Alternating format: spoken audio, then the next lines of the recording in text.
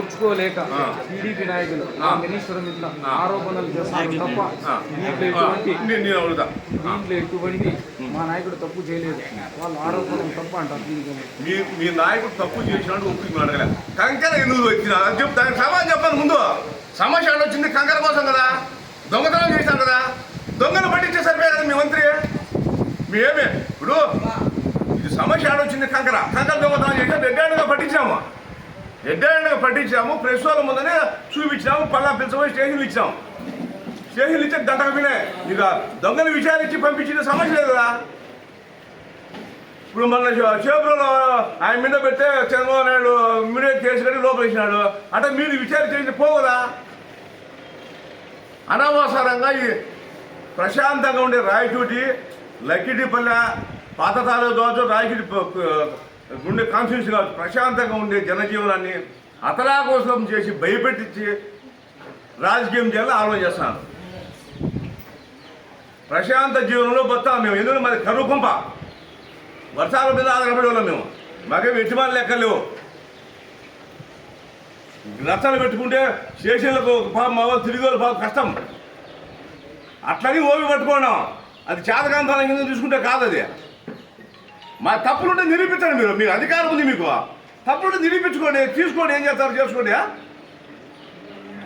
10 నెలల development cement అప్పుడు కూడా మేము కూడా 5 ఏళ్ళు అప్పుడు కూడా చేసాం. అది ఎన్ఆర్జీసీ గ్రాంట్లో చేసినారు. వాళ్ళు కూడా ఏడుస్తారు ఇంతవరకు డబ్బు రాలేదని. డెవలప్మెంట్ చేయండి. మీరు ఇప్పుడు డెవలప్మెంట్ గురించి మేము మాట్లాడలే. ఫస్ట్ సబ్జెక్ట్ ఏమొచ్చింది కంకర. ఎందుకు దొంగతనం చేసినారు, అది యార్డ్లో ఉంది, కాంపౌండ్లో ఉంది. మీదంటాను మీదంటే మీ వాళ్ళే ఫోన్ చేసి రావచ్చు కదా, వచ్చి తీసుకొని పోవచ్చు కదా. మాది కంకర ధైర్యంగా వచ్చి తప్పే లేదు. దొంగను 7 దొంగలు పట్టి తేల్చచ్చు కదా. నా అభివృద్ధిని చూసి ఓర్వలేక అన్నారు. అభివృద్ధి ఎంత జరిగిందా ఇక్కడ? ప్రమాణం చేస్తాము, మీరు వస్తారా ప్రమాణ స్వీకారం? వీరభద్రస్వామి టెంపుల్ అంగీకరిస్తారా? వీరభద్రస్వామి టెంపుల్లో మా నాయకుడే చెప్పినాడు, ఎనీ టైం నేను పోయి అతను ఆరాధే ఉందియా వాళ్ళ నాయకునికి చెప్పినాడు. మా నాయకుడు నువ్వు వచ్చి ప్రమాణం చెయ్యి.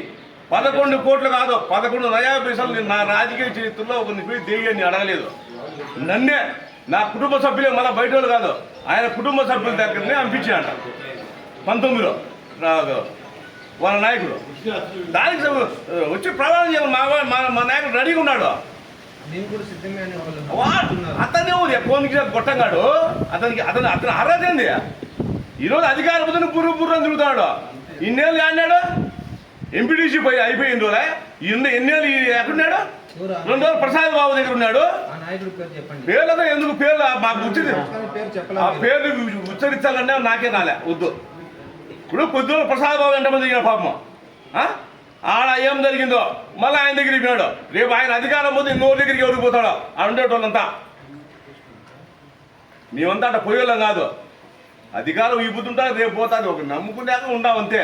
ఏదో అధికారం ఉంటే ఏదో కోర్టు సంపాదించాలని కాదు, గౌరవం కోసం రాజకీయాలు చేసి కోర్టు సంపాదించుకున్నానికి కాదు. మా ఆస్తులు ఇల్లు అమ్ముకున్న తెలుగుదేశం పార్టీలో 25 సంవత్సరాలు ఉండి నా సొంతం మా అబ్బగారు 19 ఎకరాల ఇల్లు భూమి అమ్మినా, లక్కిడిపోతే 65 లక్షలు ఇల్లు అమ్మినా. 6 ఏళ్ళు అయింది. ఆ పార్టీ కోసం సేవ చేసిన ఆడ కూర్చున్న వాళ్ళు ఒక్కడు కూడా సభ్యత్వం కోసం మా రమేష్ రెడ్డి 6 గంటల నుంచి రాత్రి 9 గంటల కూడా ఫోన్ చేసిన ఒక్కడు సభ్యత్వాలు కూడా చేయలే. సభ్యత్వాలు కూడా మా నాయకుడు కడతా వచ్చిన డబ్బులు. అన్న చివరిగా ఏమంటారు దీనిపైన దొంగను నిరూపించి మా నాయకుడు చెప్పినట్టు ఆ 11 కోట్లు కావచ్చు, 40 లక్షలు వచ్చి ప్రమాణం చేయమని నాయకుడు వచ్చి ఆడ టెంపుల్లో వాళ్ళు అదే అంటున్నారు. 11 లక్షలు ఇప్పుడు మా నాయకుడు చెప్పి నాదోలే రాండి. మా నాయకుడు బహిరంగంగా చేస్తే మళ్ళీ పోలీసులు అడ్డం వస్తుంది. ఓన్లీ ప్రెస్ వాళ్ళు పెట్టి రేపు మనాడు చేస్తా ఉన్నాం మేము. తప్పు లేదు. వాళ్ళ నాయకులు మీ నాయకులు కలిసి చేస్తారా లేదంటే మీరు వాళ్ళు కలిసి చేస్తారా? మా నాయకుడు, మేము కాదు. మా నాయకుడు చేస్తాడు. తీసుకుని ఆయన కదా, మాకు తెలుసు కదా. అంటే మీ నాయకుడు డైరెక్ట్గా మీరు మంత్రిగా సవాల్ విసురుతాడు, మిగతా ఎటువంటి క్యాడర్ వల్ల కాదు. మాకేం సంబంధం చెప్పు. మా నాయకుడు సవాల్ విసినాడు, వాళ్ళు కూడా చేసుకోవాలి. ఇది పోలీసులు కొట్టడానికి ఏం పనిది, ఏం తెలిసి దానికి అసలు ఇది స్థాయి ఉంది. ఎవరమైనా స్థాయిని బట్టి మాట్లాడుకోవాలి మనం. ఇప్పుడు మా నాయకుడు ఇచ్చినాడు, మా నాయకుడు వాళ్ళిద్దరూ ఆయన చేస్తాడు, మీరు చేసుకుని వచ్చి మీ నాయకుడు చేయాలి కదా. చేస్తావో చేయడం అది మాకు సంబంధం లే. మా నాయకుడు పోయి చేస్తాడు వీరభద్ర స్వామి టెంపుల్లో రేపా మొన్నాడా అది ఎవరికి మీకే చెప్తాడు, ప్రెస్ వాళ్ళకే. ఎందుకంటే మళ్ళీ దాన్ని కావాల్సిన పోలీసులు పెట్టి అడ్డపెడతాడు. అటలే ఓన్లీ ప్రెస్ వాళ్ళకి ఇప్పి చేస్తాం, మా నాయకుడు చేస్తాడు. మళ్ళీ వాళ్ళు చేస్తారు చేయదు వాళ్ళ విజ్ఞతకే, వాళ్ళ చోటా బట్టాలు కాదు, వాళ్ళ నాయకుడు చేయాలి. చోటా బట్టాలు చేసి ఏమవుతుంది? ఉండే రమణ అని అర్జునవాడ అతను ఆ జేసీబీ డ్రైవర్లు చెప్పారు, వాళ్ళు వచ్చి మాకు తోలమన్నారని. వాళ్ళు పిలిపించి విచారించమను.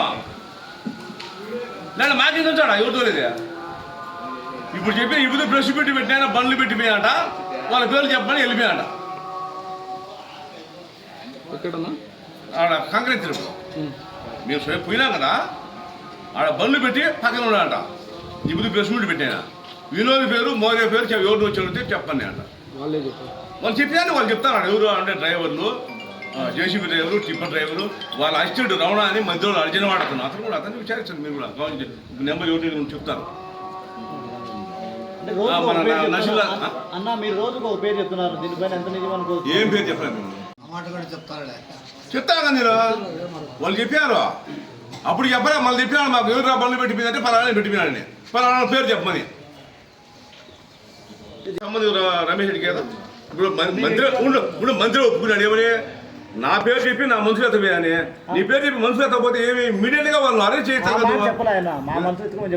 నా పేరు చెప్పి సరే నీ పేరు చెప్పి సరే నీ పేరు చెప్పినా తప్పులే, మంచిదే.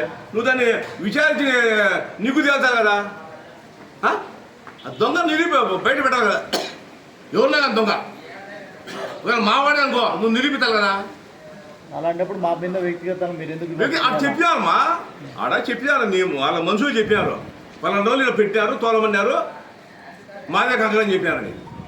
వాళ్ళు ఫోన్లు చేశారు, వాళ్ళ ఫోన్లు ఎత్తలే ఎవరు, వాళ్ళు చెప్పిన వాళ్ళు.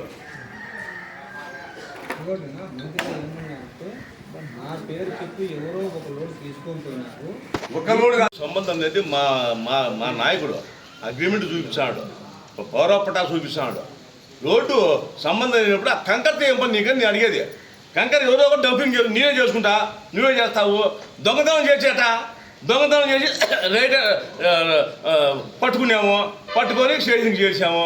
దాన్ని నిగ్గు చేస్తారు కదా, ఆయన కూడా ఆయన బాధ్యత కదా, మనకందరికీ ఆయన మంత్రే కదా, మనం అందరం కూడా ఆయన ఓటర్స్వే కదా. ఈ తాలూకాలో ఒకవేళ వేసినామో వేయలేదో ప్రతి ఒక్కరికి న్యాయం చేసిన పద్ధతి ఆయనకే ఉంది కదా. ఆయన దాన్ని నిగ్గు చేస్తారు కదా. దొంగ ఎవడో నువ్వు తెలుసు, మాగా వాళ్ళు చెప్పారు కాబట్టి మాకు పలానా పేరు తెలుస్తుంది, మాకేం తెలుస్తుంది ఏమంటే. అది 3 రోజుల ముందు నుంచి మాకు ఇన్ఫర్మేషన్ ఉంది చెప్తారని, అందుకు మేము అక్కడ వాచ్మెన్ పెట్టుకున్నాం. సరే దొంగ కాదు, పబ్లిక్ అయితే పగులు ఎత్తుకోవచ్చు కదా, ఎందుకు ఎత్తుకుంటాడు? ఒక బాధ్యతాయుత మంత్రి, మనకందరికీ మంత్రి రాష్ట్రానికి. నువ్వు తప్పు నేను చేసినా నువ్వు నిగ్గు తెలుసాలి కదా. నీ మనిషి ఏం తెలుసాలా, నా మనిషి ఏం తెలుసాలి కదా. ఎవరైనా తప్పేముంది, ముందు తేల్చిన సమస్య లేదు కదా. మేమందరం మా నాయకుడు కూడా ఆయన కంగ్రాచులేట్ చెబుతాం, తప్పేముంది. సమస్యను పక్కన పెట్టేసి ఏంటి అంటే మాట్లాట. ఇప్పుడు ఆ జేసీబీ టిప్పర్ యాడ్ ఉండేనా? ఒక గంటకి వెళ్ళిపోయాం మేమే స్టేషన్ కార్డు పెడితే ఆ సిఐ గారికి ఫోటో కూడా తీసుకొచ్చాం, మేము వీడియో తీసుకొచ్చాం. ఒక గంటకి వెళ్ళి వాడ నెంబర్లు అన్నీ ఉన్నాయి మా దగ్గర, టిప్పర్ నెంబర్లు ఉన్నాయి, జేసీబీ నెంబర్లు ఉన్నాయి, అన్నీ ఇచ్చినాం. వీడియోలు కూడా సిఐ కూడా చూపించినాము. ఆ కేసును సరిగ్గా చేసి ఆ వ్యక్తి ఎవరో బయటపడి సరిపోయి కదా. అది లేకుండా 11 కోట్లు తీసుకుని ఏంది, 11 కోట్లు తీసుకుంటే డబ్బు తీసుకుంటే స్థాయి ఇది అవసరం లేదు. వాళ్ళ అన్నదమ్ములే కూర్చొని మాట్లాడిన డబ్బు అయితే డబ్బుకు దేహి అని ఎప్పుడు అడిగేవాడు కదా అతను. మా పెద్ద ఆయన రాజగోపాల్ కుటుంబం ఆయన కాడి నుంచి డబ్బు అనే మాటను మాట్లాడరు. మమ్మల్ని కూడా వచ్చారు, ఏదైనా చిన్న పని చేస్తారు ఎవరిని కూడా వాళ్ళ దగ్గర నీళ్ళు కూడా తాగద్దని.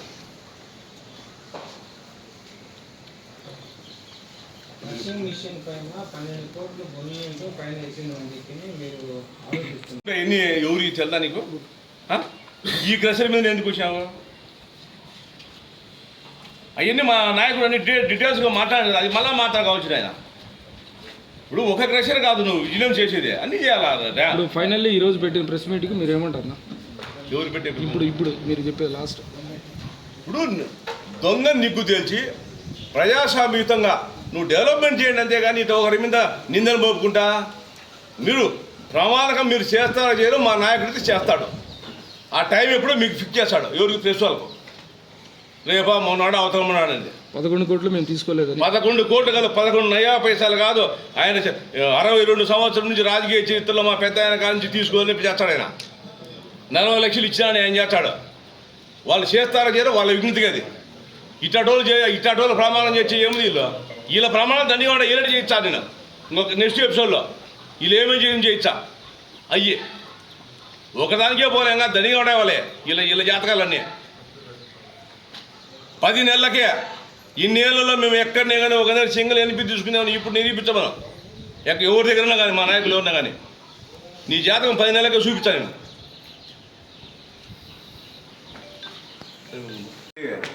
నాయకులే ఇప్పుడు ఆడ 80% ఉన్నారు. ఆ రోజు ఎలక్షన్లో కూడా మా నాయకుడు ఒకటే చెప్పినాడు, నా మీద గౌరవం ఉంటే ఉండండి, అధికారం కావాలంటే పోండి అన్నాడు. ఆ 80% లేకపోతే నీకు కార్యకర్తలు ఆడినారు. నీకు వైసీపీ వాళ్ళు ఉంటే 20% వచ్చింటారు నీకు. పాతలు 80% ఆర్ఆర్ కుటుంబ సభ్యుల దగ్గర ఉండేది. రేపు అధికారం కోల్పోతే మరుక్షణము ఒక నాయకుడు కాదు, ఒక కార్యకర్త నీ దగ్గర ఉండడు, ఒక కార్యకర్త కూడా ఉండడు.